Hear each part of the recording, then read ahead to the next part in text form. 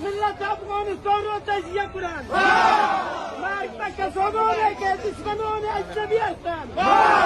مرگ به کسانی که گروه های تروریستی را حمایت میکنند. ما افغان ها هستیم.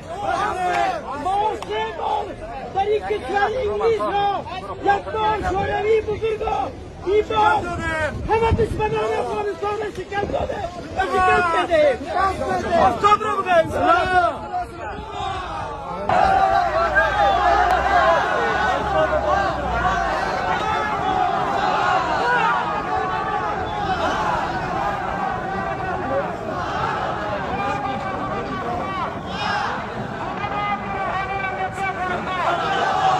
مرگ بگو با وزیرای کمیال که مرگ با اسرائیل!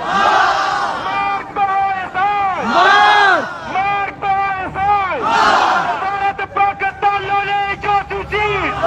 مرگ با اسرائیل! برادران مرگ به یک صدا بگیم مرگ بر اسرائیل! مرگ بر اسرائیل! مرگ بر اسرائیل! مرگ بر طالب!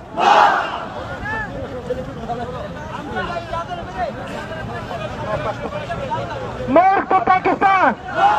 مرگ به پاکستان په غلامانو! مرگ به پاکستان په جاسوسانو! مرگ به طالبانو! مرگ به طالبانو! مرگ به پاکستان په جاسوسانو! نعره تکبیر! نعره تکبیر!